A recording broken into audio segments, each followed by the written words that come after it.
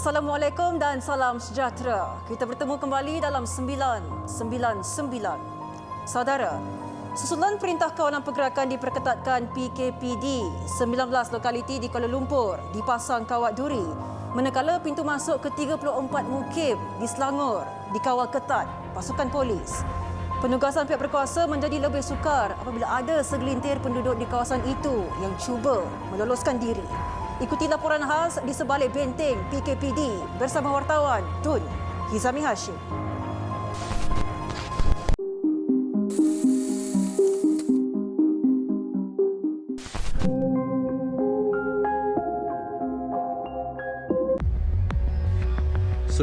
Lokaliti di Kuala Lumpur diarahkan menjalani Perintah Kawalan Pergerakan diperketatkan PKPD ekoran peningkatan kes COVID-19 di lokasi itu. 5 daripadanya, termasuk projek perumahan rakyat PPR Taman Bukit Angkasa, berada di bawah pemantauan Ketua Polis Daerah Brickfields, ACP Anwar Omar.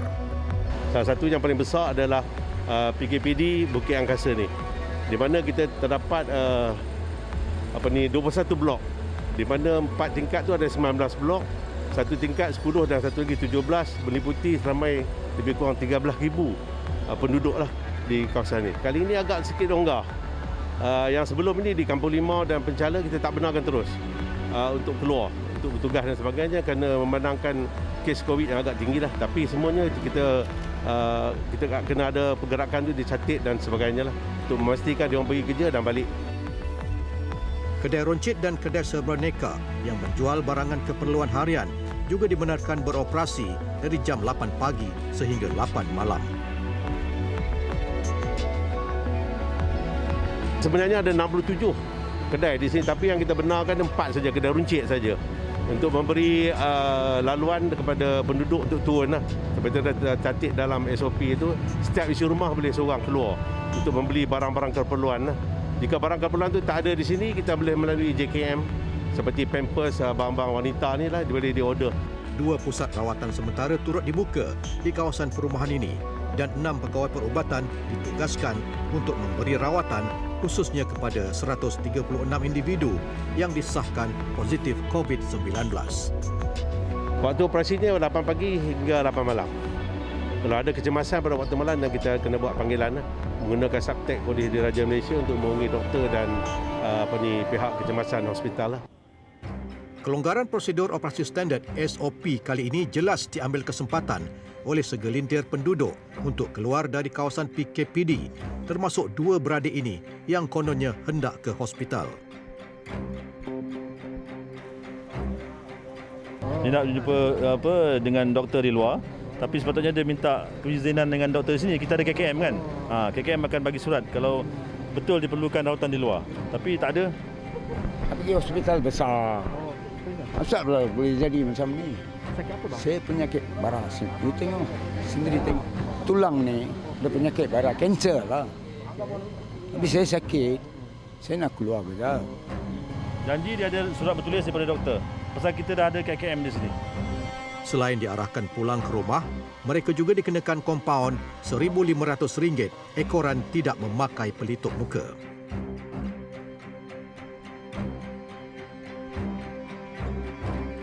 Lain pula kisahnya di projek perumahan rakyat PPR Pantai Ria.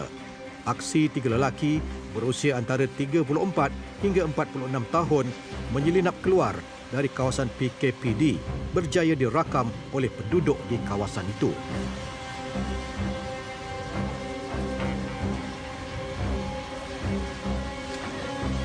Jurang tercuri antara pagar kawat berduri ini dijadikan laluan kepada 3 lelaki untuk meloloskan diri pada kawasan PKPD ini. Dan susulan daripada kes itu, pihak polis telah pun mengetatkan kawalan dengan menambah 2 lapisan pagar kawat berduri di sini. Dan semakkan pihak polis menepati kesemua mereka mempunyai rekod jenayah lampau berkaitan dadah, pecah rumah, samun dan juga kes kecurian.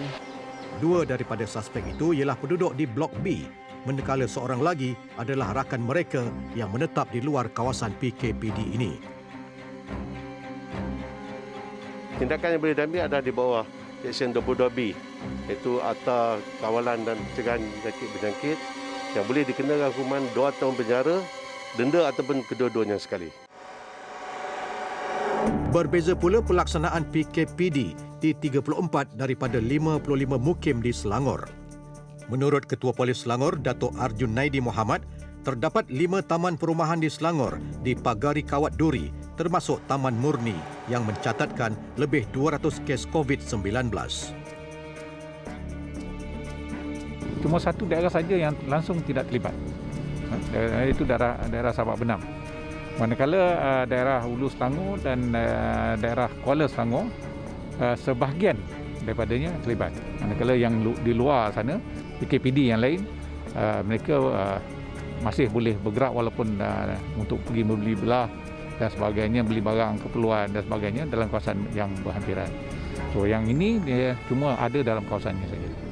Bagi setiap shift, 21 anggota penguatkuasa dikerah untuk mengawal kawasan perumahan berkeluasan 3.5 km persegi ini yang dihuni lebih 1,600 penduduk.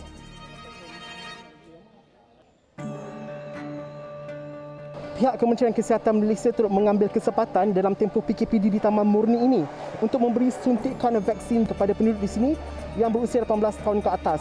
Kelihatan proses berjalan dengan lancar, 8 khemah telah pun dipasang sejak jam 8 pagi sehingga 4 petang 3 hari berturut-turut dan setakat ini 500 penduduk di sini telah pun diberikan suntikan vaksin. Setakat 11 Julai 2021, pihak polis telah mengeluarkan 1,048 notis kompaun kepada pesalah yang melanggar SOP di seluruh negeri Selangor. Secara keseluruhan, kadar jenayah menurun, mungkin berkaitan dengan operasi-operasi yang kita laksanakan dalam COVID. So dia ada hubung kait. Walau bagaimanapun, tugas-tugas untuk jenayah yang lain masih terpaksa kita jalankan sebab masih lagi wujud elemen-elemen misalnya syndicated crime dan sebagainya. So ini semua perlu juga kita tangani walaupun dalam tempoh COVID ini. Selain itu, pihak polis IPK Selangor turut memperketatkan kawalan dengan melaksanakan 120 sekatan jalan raya secara statik dan secara bergerak atau snap check setiap hari. Setiap kenderaan berat dan surat kebenaran rentas daerah diperiksa bagi memastikan tiada pelanggaran SOP berlaku sepanjang tempoh PKPD seperti yang dilakukan oleh 2 pekerja ini. Ini kereta persendiriannya, Ya Cik. bukan kereta company. Kita register atas nama inilah tapi kita pakai untuk sendirian sajalah selalu. Dia sekarang ni kalau kereta persendirian, you kena satu orang saja. Kan? Mana pergerakan sekarang PKPD ni satu orang setiap kereta satu. Tapi kalau you nak pergi bergerak, you kena minta kelulusan daripada polis. Apa-apa nanti you kena minta kebenaran daripada polis. Okey, Cik. Baru you boleh gerak. Boleh. Okey. Ekoran itu, kedua-dua pekerja ini diberikan amaran pertama agar tidak mengulangi kesalahan sama di masa akan datang.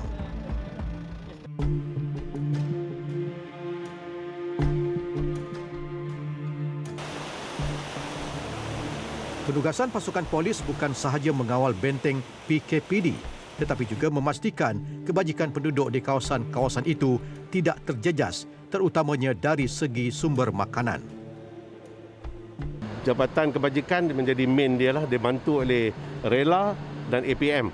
Kita ikut blok sebab terlalu ramai dan ni dia bagi setiap selang sehari lah. Alhamdulillah setakat ni bahan-bahan ni memang mencukupi lah. Op Bantu turut digerakkan pada awal Julai lalu bagi mengurangkan beban kepada yang terkesan ketika musim pandemik ini.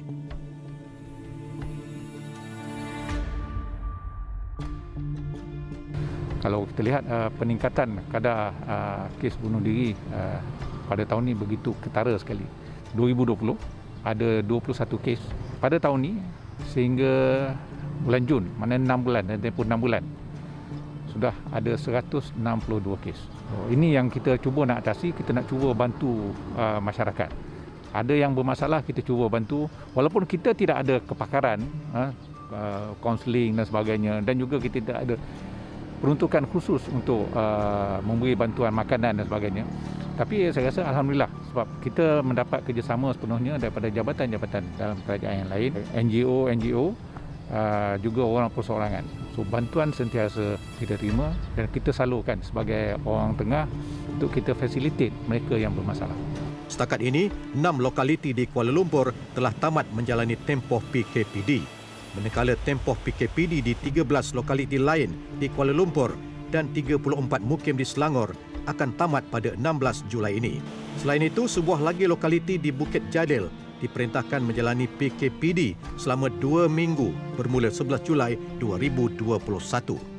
Kerjasama antara pasukan penguatkuasa dan penduduk setempat diharap dapat melandaikan lengkuk jangkitan COVID-19. Laporan Tun Hizami Hashim, 999.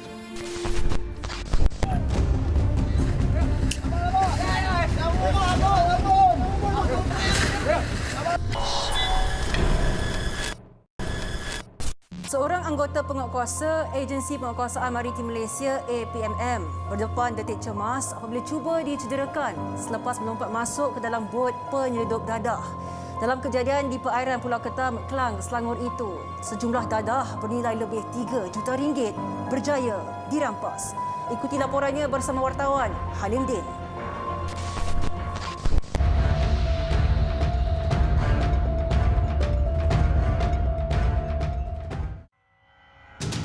Dadah musuh utama negara. Perintah Kawalan Pergerakan PKP ekoran pandemik COVID-19 yang melanda negara tidak membataskan pergerakan Agensi Penguatkuasaan Maritim Malaysia APMM dalam usaha membantras aktiviti penyeludupan bahan haram itu, khususnya melalui perairan. Beberapa siri serbuan dan rampasan berjaya dilakukan APMM di seluruh negara, membabitkan rampasan dadah dari sekecil-kecil kuantiti sehinggalah bernilai jutaan ringgit. Mei lalu, APMM Melaka dan Negeri Sembilan merampas dadah jenis syabu seberat 10 kg bernilai RM400,000 dan 2 lelaki warga asing ditahan. Penahanan dibuat melalui rondaan rutin dalam Operasi Belangkas 3 2021 di sekitar perairan Kuala Linggi, Melaka. Bot gentian kaca tanpa pendaftaran yang menggunakan enjin 60 kuasa kuda ini dikesan pada kedudukan 11.6 batu nautika barat daya Tanjung Dahan. Sewaktu permulaan mereka memang berusaha untuk melarikan diri itu memang orang kata melakukan manubers yang berbahaya. Tapi dengan ketangkasan anggota kita berjaya menahannya. 2 suspek berusia 34 dan 43 tahun yang mengendalikan bot ini didapati turut tidak memiliki sebarang dokumen pengenalan diri yang sah. Penggeledahan lanjut ke atas bot menemui 10 bungkusan hijau tertera tulisan T disyaki mengandungi dadah jenis syabu. Didapati mereka mengkaburi masa mata penguatkuasa dengan meletakkan peralatan menangkap ikan, jaring-jaring dan juga bungkusan hijau yang dipercayai syabu itu diletakkan di bawah jaring. Nilai keseluruhan tangkapan termasuk bot dianggarkan RM450,000. Di Selangor, APMM Negeri berjaya mematahkan cubaan menyeludup keluar 31 kg dadah syabu serta 25 kg ekstasi bernilai RM3.33 juta. 2 beranak orang asli iaitu lelaki warga emas berusia lingkungan 60-an serta anak perempuannya berusia 40 tahun dan seorang warga asing berusia 24 tahun ditahan. Bot gentian kaca ini yang dinaiki 3 individu berkenaan dikesan sekitar jam 11 malam di perairan Pulau Ketam pada kedudukan 3.4 batu nautika dari barat daya Sungai Kapar Kecil. Tangkapan ini adalah hasil dari lanjutan siasatan kes tangkapan dadah berat 1 kg bersama satu OKT warga Indonesia oleh APMM Negeri Selangor pada 5 April 2021 yang lepas. Di atas maklumat tersebut, pihak APMM Negeri Selangor telah menggerakkan bot samaran melalui Op Belangkas pada 30 Mei 2021. Dalam keadaan waktu malam yang gelap, di APMM berjaya mengesan bot tersebut dan apabila kita menghampiri bot tersebut dan perkenalkan diri sebagai anggota unsur maritim, bot tersebut telah cuba melarikan diri. Pada masa itu anggota maritim masa telah melompat masuk ke dalam bot dan mengarahkan supaya bot tersebut berhenti. Bagaimanapun, tindakan anggota berkenaan bertukar menjadi detik-detik mencemaskan Apabila sebaik sahaja dia berada di dalam bot suspek, tekong bot terus memecut bot untuk melarikan diri. Detik-detik mencemaskan ini diceritakan semula oleh seorang daripada anggota pasukan operasi ketika ditemui 999. Seorang anggota telah melompat masuk naik ke bot tersebut dan bot tersebut melarikan diri. Kejar-mengejar hampir 30 minit disebabkan amaran telah dilepaskan. Anggota saya telah diserang menggunakan besi yang tajam dan anggota saya telah melepaskan tembakan amaran tapi tidak dihindarkan. Kemudian suspek terus memecut laju dan bot kami telah mengejar dan berlaku pelanggaran. Kepada perasaan dan tindakan seterusnya dilakukan. Memang pada masa itu saya berasa cemas, tetapi kita kuatkan semangat untuk memastikan keselamatan anggota saya dan dapat memberhentikan penjenayah dan seterusnya membantras penyelundupan dadah musuh negara. Perkara ini adalah biasa, jadi setiap anggota saya sudah bersiap sedia dalam segala apa pun cabaran yang akan dihadapi. Bagaimanapun, bot maritim berjaya mengejar dan menghimpit bot suspek hingga berlaku perlanggaran menyebabkan bot suspek tenggelam di lokasi. Ketiga-tiga suspek dibawa ke jeti polis Marin Pulau Indah, manakala warga emas terbabit yang mengalami kecederaan meninggal dunia ketika dalam perjalanan ke jeti. Susulan kejadian, satu serbuan dilakukan di rumah suspek dan menemui 1 kilogram dadah jenis syabu di bilik tidur warga emas terbabit. 999 meninjau penempatan orang asli di pesisiran pantai Tanjung Harapan bersama pengarah APMM Selangor, Kapten Maritim Muhammad Rosli Kasim dan Unit Komunikasi Korporat APMM. Daripada risikan kita, dadah tersebut ni disyaki keluar daripada kawasan ni yang kita nampak sekarang ni, di antara JJT ni salah satu tempat merupakan tempat keluar. Rumah yang kita serbu berada di hadapan jalan sana. Salah satu rumah yang kita serbu yang kita telah menjumpai 1 kilogram dadah jenis syabu di dalam bilik tidur. Suspek dipercayai telah beberapa kali menjalankan kegiatan haram ini dengan berselindung di sebalik pekerjaan sebagai nelayan kecil. Mereka turun ke laut dengan menggunakan bot nelayan pantai. Bot ini lengkap dengan jaring dan peralatan menangkap ikan yang sesuai bagi nelayan pantai. Dan mereka adalah keluarga. Nampak rasa simpati kepada masyarakat. Susah payah mereka untuk mencari nafkah. Namun inilah taktik yang dipercayai digunakan oleh sindiket untuk menggaburi mata pihak berkuasa dalam kerja-kerja mereka untuk melakukan penyeludupan dadah. Rampasan dadah terbesar dalam tempoh 13 tahun penubuhan APMM ialah pada Disember tahun lalu. Dalam operasi berkenaan di Pulau Pinang, APMM merampas 2,118 kilogram dadah dipercayai metamfetamin bernilai hampir 106 juta ringgit. Halimdin 999.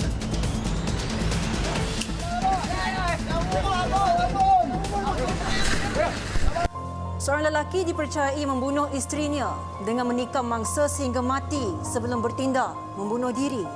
Pihak polis tidak menolak kemungkinan kejadian disebabkan perselisihan faham dan juga cemburu. Ikuti perinciannya dalam rangkuman kejadian jenayah seminggu 999.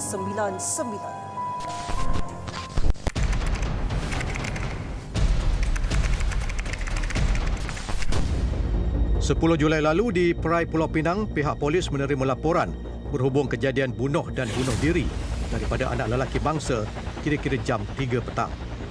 Mayat wanita berusia 54 tahun ditemui dalam sebuah bilik dengan kesan tikaman di bahagian leher, dada dan perut, manakala mayat lelaki berusia 65 tahun tergantung di bahagian dapur.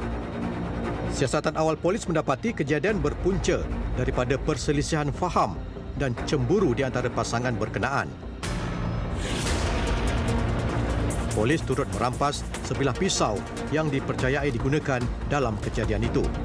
Kes disiasat mengikut Seksyen 302 Kanun Keseksaan. Sindiket pinjaman tidak berlesen atau AHLOM dikesan menggunakan aplikasi media sosial bagi mengakses data serta maklumat peminjam sebelum disalahguna. Jabatan Siasatan Jenayah Komersial JSJK Bukit Aman berjaya menupaskan sindiket ini dalam operasi Vulture yang dijalankan selama 2 hari di seluruh negara. 84 ahli sindiket berjaya ditahan dan pihak polis turut merampas wang tunai RM45,239, 21 buah kereta, 124 unit telefon bimbit dan 192 keping kad ATM. Mangsa yang membuat turun aplikasi pinjaman wang itu mendapati terdapat akses daripada aplikasi ke atas data peribadi seperti gambar dan senarai nombor telefon dalam telefon bimbit mereka. Jelasnya tawaran pinjaman akan ditawarkan sedikit di aplikasi media sosial dengan menjanjikan faedah pinjaman 10 sehingga 15% bagi tempoh seminggu. Apabila peminjam gagal untuk menjelaskan bayaran balik pinjaman, ahli sindiket akan mengancam dan mengugut mangsa selain melakukan perbuatan khianat.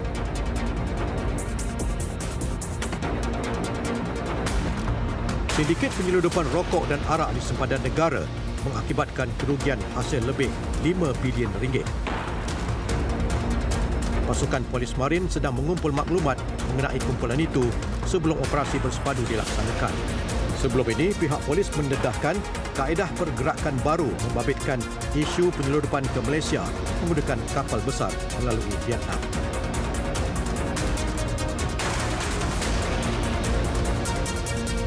Sebuah kedai gunting rambut dijadikan tempat berkumpul warga asing di AU3 Taman Kramat diserbu pihak polis daerah Ampang Jaya.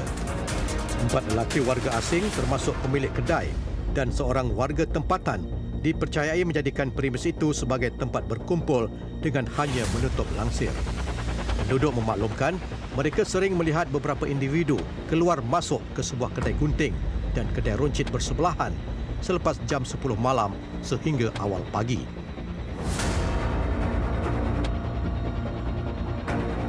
Antara kesalahan dikesan adalah berkumpul, menjalankan aktiviti gunting rambut, memiliki dan menyembunyikan rokok seluduk serta tidak memiliki sebarang dokumen perjalanan yang sah.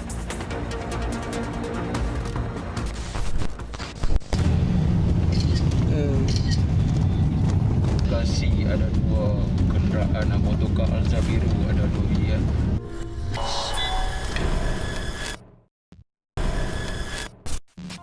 Segelintir pemandu e-hailing dikesan mengambil kesempatan mengenakan caj tidak munasabah terhadap pesakit yang dibenarkan keluar dari Pusat Kuarantin dan Rawatan COVID-19 PKRC Jawi, Pulau Pinang.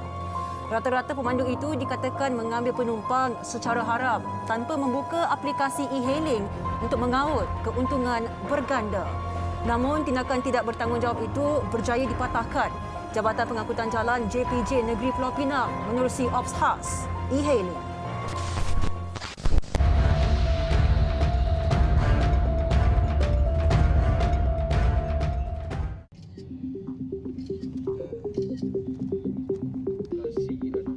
Baru-baru ini, Jabatan Pengangkutan Jalan JPJ Negeri Pulau Pinang melancarkan operasi khas e-hailing setelah menerima aduan orang awam. Fokus utama operasi adalah untuk menahan segelintir pemandu e-hailing yang dikesan mengambil kesempatan mengenakan caj yang tidak munasabah ke atas pesakit COVID-19 yang dibenarkan pulang dari Pusat Kuarantin dan Rawatan COVID-19 PKRC di Pusat Kecemerlangan Mara MEC Jawi Pulau Pinang. Malah ada juga yang mengambil penumpang secara haram tanpa membuka aplikasi e-hailing bagi mengaut keuntungan berganda. Susulan itu, sepasukan pegawai dan anggota penguatkuasa JPJ melakukan intipan aktiviti tersebut dan mendapati segelintir pemandu e-hailing memenuhi ruang di jalan luar PKRC MEC. Segelintir pemandu e-hailing dilihat menunggu lori Angkatan Pertahanan Awam APM membawa keluar pesakit yang dibenarkan pulang setelah sembuh daripada jangkitan COVID-19 ke stesen bas berhadapan Ibu Pejabat Polis Daerah Seberang Perai Selatan. Hasil intipan juga mendapati segelintir pemandu e-hailing berkenaan akan berkumpul di laluan berhampiran IPD SPS untuk mempelawa penumpang menaiki kereta mereka tanpa menggunakan aplikasi e-hailing. Dipercayai rata-rata pemandu e-hailing yang terlibat mengambil kesempatan mengenakan caj yang tinggi terhadap penumpang warga asing. Hasil operasi ini, JPJ telah memeriksa lebih 13 kenderaan e-hailing sebelum menahan 10 pemandu yang bertindak mengambil penumpang secara haram tanpa menggunakan sebarang aplikasi e-hailing. Semakan juga mendapati pemandu berkenaan mengenakan caj bayaran yang lebih daripada aplikasi e-hailing. Okey, you tak pakai app? Ya. Lepas tu? Saya tadi nampak penumpang, saya nak mohon kat depan tu lah untuk ni sebab penumpang pun tak biasa.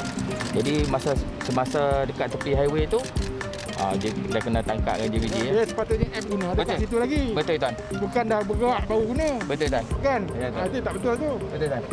Patutnya sebelum kita nak ambil tu kita pick up tu kita dah ada dah. Orang dah request kita dah. So betul bila saya naik, saya tahu bahawa kena nombor jenis apa, saya pun tunjuk okey betul. Betul naik. Betul Tuan. Kan? Ya Tuan. Kalau tak buat operasi memang kena lah. Betul Tuan. Saya pun hari ni ya Tuan. Sebab saya semua dengan app semua. Sudah guna app dah sebab kalau kendaraan biasa tak guna itu satu hal. Betul Tuan. Pasal kereta cik ni ada e-hailing punya aplikasi, ada app, kena lah. Betul Tuan. Kan? Betul Tuan. Kalau macam saya kena sendirian, okey. Betul Tuan. Tak boleh kan? Kan. Bila orang confuse, ini e-hailing. E-hailing ke? Ya Tuan. Sebab app tak guna. Betul Tuan. Itu masalah. Pemandu e-hailing yang melakukan kesalahan itu dikenakan tindakan mengikut Seksyen 12A-5-D Akta Pengangkutan Awam Darat 2010. Menurut Pengarah JPJ Negeri Pulau Pinang, Adnan Mat Isa, tindakan pemandu yang beroperasi secara haram tanpa menggunakan aplikasi e-hailing turut membahayakan nyawa penumpang kerana tiada sebarang perlindungan sekiranya berlaku kemalangan. Ini juga ekoran daripada aduan yang kita terima lah oleh JPJ Pulau Pinang. Ketidakpuasan hati lah.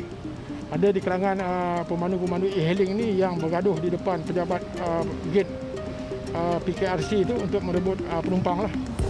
Jadi kita berharap supaya kenderaan-kenderaan e-hailing ini tidak mengambil kesempatan ke atas pesakit-pesakit yang discharge daripada PKRC dengan menggunakan tambang dan tidak menggunakan syarat yang ditetapkan. Dan kita tahu sekarang ni keadaan yang tidak begitu stabil oleh pesakit. Kita menggunakan tambang dan tidak unfair lah kepada penumpang yang nak balik ke rumah selepas keluar daripada pusat PKRC lah.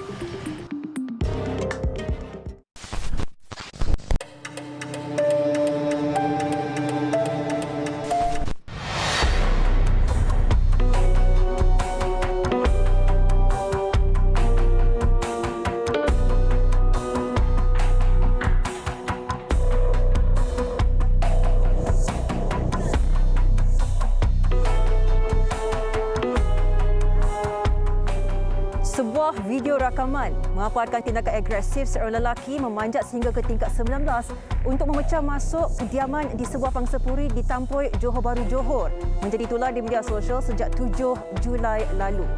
Namun, tindakan lelaki berkenaan disedari pengawal keselamatan yang sedang bertugas pada ketika itu sebelum bertindak untuk menahan suspek. Rata-rata penduduk setempat turut terkejut apabila rakaman kejadian pada jam 3.30 petang itu mula tersebar di media sosial.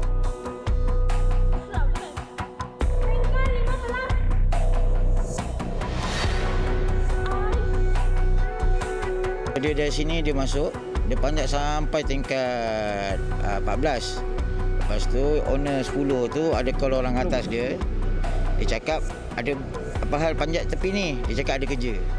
So dia telefon orang atas kata tak ada buat kerja. So rupanya dia melompat, dia masuk daripada kitchen, tepi kitchen baru masuk ke bilik. Lepas tu dia dah kena kepung, dia ikut balkoni pula lari naik ke atas. Laju lah dia ni. Laju je macam Spiderman betul. Berapa minit kakak? Oh, tak sampai 5 minit dia dah sampai lah. Lepas tu dia cakap ada dekat 18, dia kejar sana, saya ikut turun ikut dengan dia. Saya dekat atas 19, dia dekat 18.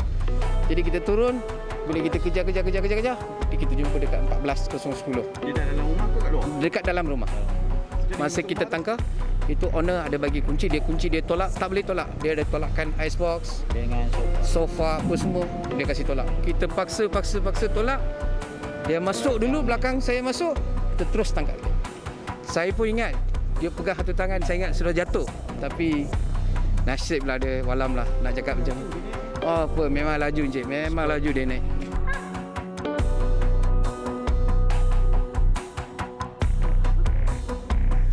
Suspek berusia 27 tahun itu berjaya ditahan dan diserahkan kepada pihak polis yang turut dibantu sepasukan anggota bomba. Viral 999 bertemu Ketua Balai Bomba Larkin, Suhaimi Abdul Jamal untuk mendapatkan perincian kes.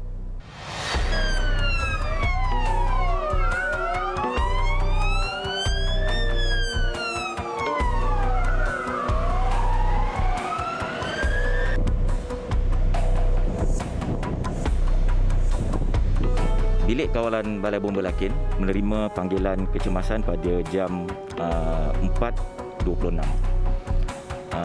Permulaannya kita terima panggilan adalah panggilan yang mengatakan ada cubaan membunuh diri.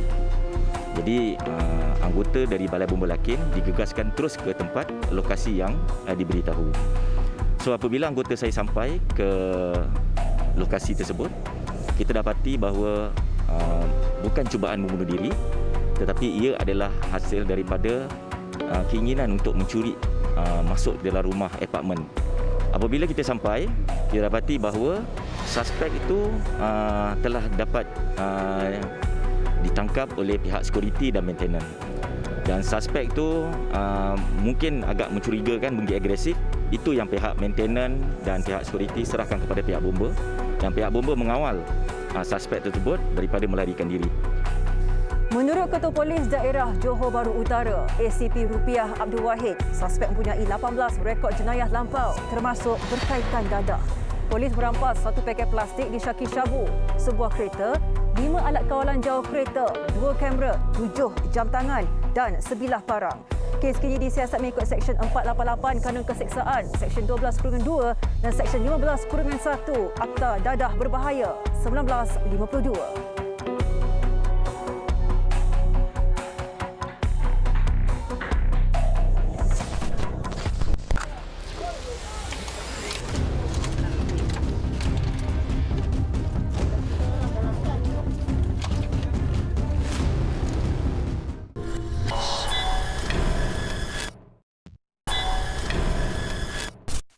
Tinggal dalam ruang padat secara beramai-ramai serta aspek kebersihan yang diabaikan. Itulah antara faktor yang dipercayai boleh menyebabkan penularan wabak COVID-19 di kediaman setinggan tapak binaan Dengkil, Selangor. Lebih 700 orang diperiksa dan 309 orang ditahan dalam sebuah operasi khas yang dijalankan Jabatan Imigresen Malaysia baru-baru ini.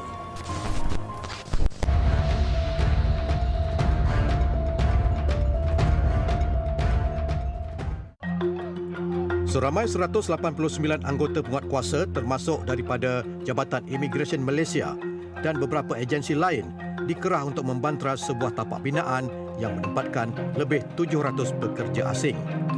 Penempatan haram di Dengkil, Selangor dikatakan menjadi lokasi persembunyian pendatang asing tanpa izin yang bekerja di tapak binaan sama.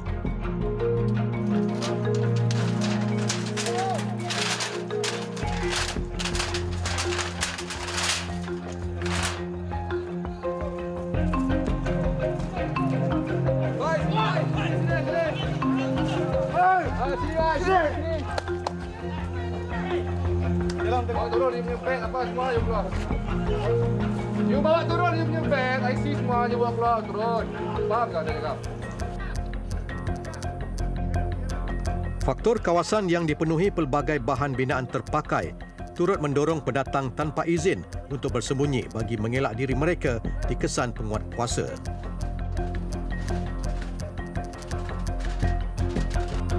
Aku ambil kau doang sakit.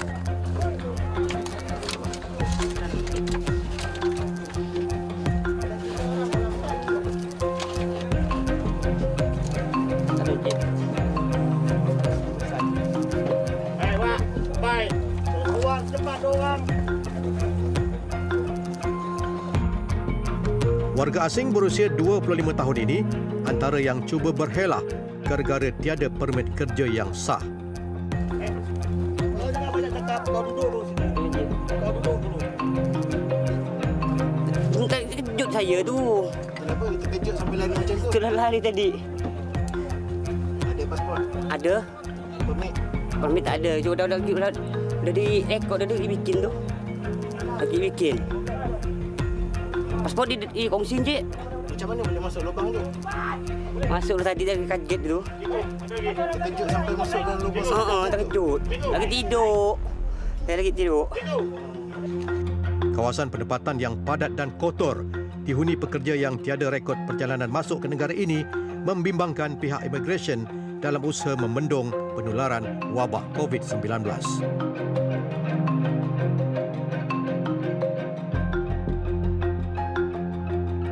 Setiap bilik kecil yang tersedia dihuni secara sesak di antara 4 hingga 7 orang.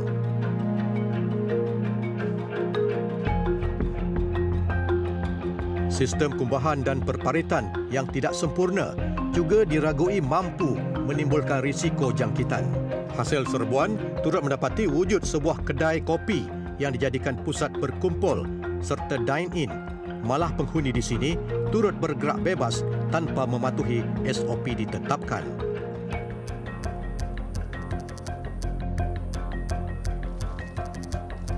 Rata-rata pendatang asing yang ditahan menggunakan pelbagai alasan apabila disoal berkenaan dokumen diri, termasuk ditipu oleh ejen. Masuk bila? Bila masuk ke Malaysia ni? Sudah lama? Lama. Lama? Berapa tahun? 5 tahun. 5? Macam mana dulu? Datang macam mana? Lalu itu dekat Johor. Kamu naik apa? Sepit. Bot. Naik sepit aja? Bot itu. Bot? Bot berhenti di mana? Dekat Setulang kan. Setulang? Pasir Gudang. Pasir Gudang? Masa tu ada pasport tak? Ada, tapi dekat ejen sampai sekarang tak dikasih balik. Oh, sampai pasport kasih ejen. Waktu ejen ambil pasport dia pun hilang. Tak dikasih balik. Tak dikasih balik. Seramai 715 orang warga asing berusia di antara 20 hingga 50 tahun telah diperiksa di lokasi serbuan. 309 orang daripadanya didapati tidak memiliki dokumen diri yang sah, termasuk gagal mempamerkan pasport dan permit kerja. Mami, terus garis terus sudah. Ila. Saya percaya sebentar tadi media telah melihat bagaimana naif, sesak dan kotornya tempat kediaman pekerja-pekerja asing ini.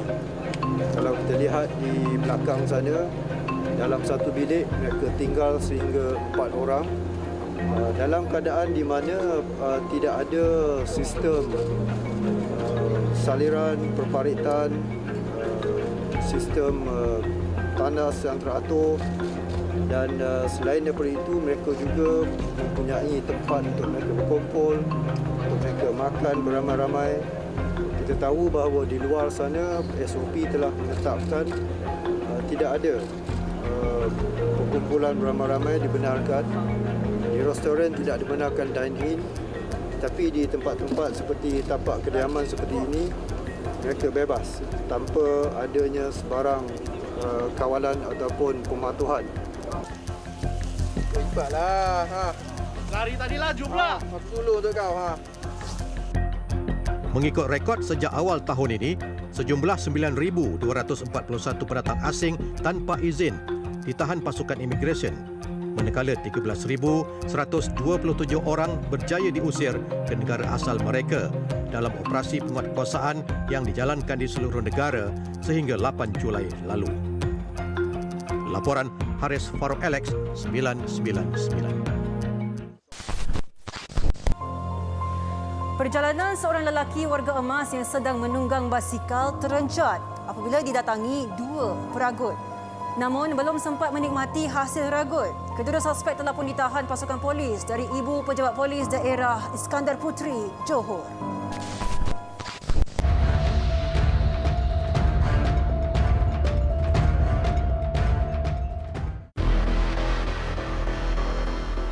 Seorang lelaki berusia 70 tahun mengalami kecederaan di muka, badan, tangan dan kaki setelah didatangi 2 peragut di Taman Nusa Bestari, Johor Bahru, Johor.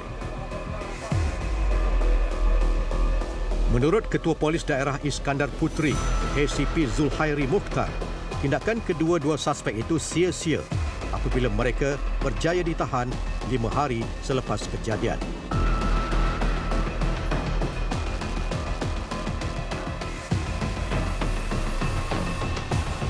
Ianya berlaku sekitar jam 10 pagi di belakang sebuah pasar raya di kawasan Nusa Bistari, yang mana mangsa adalah satu lelaki pasal kejadian sedang menunggang basikal di belakang pasar raya tersebut, telah didatangi oleh sebuah motosikal yang dinaiki oleh 2 orang penunggang, meragut beg sandang yang dibawa oleh mangsa, dan mangsa telah terjatuh dan mengalami kecederaan.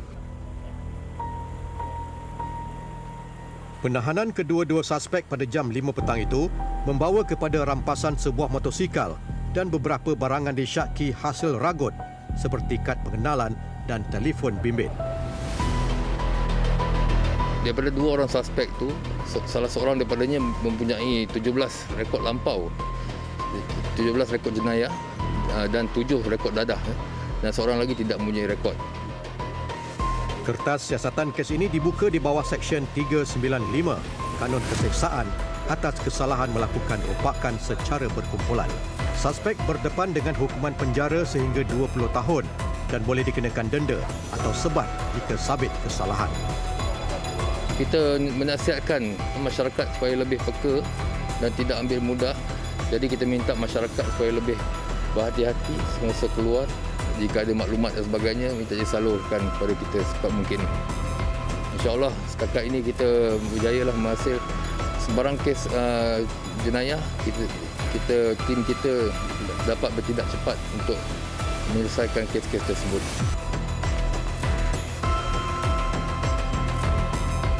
Untuk rekod, sehingga Jun 2021, pihak IPD Iskandar Puteri berjaya menahan 28 individu yang terlibat dalam 20 siri kes samun di daerah ini.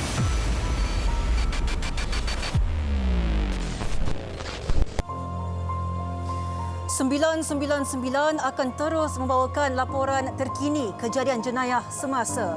Kepada para penonton, jangan lupa untuk terus mengamalkan penjarakan fizikal dan mematuhi SOP yang telah pun ditetapkan. Dengan itu, sekian sahaja daripada kami sehingga kita berjumpa lagi di minggu hadapan. Mewakili tim penerbitan 999, saya Sofia Nur Solihatun mengucapkan Assalamualaikum dan selamat malam. Ingat, jenayah membawa padah.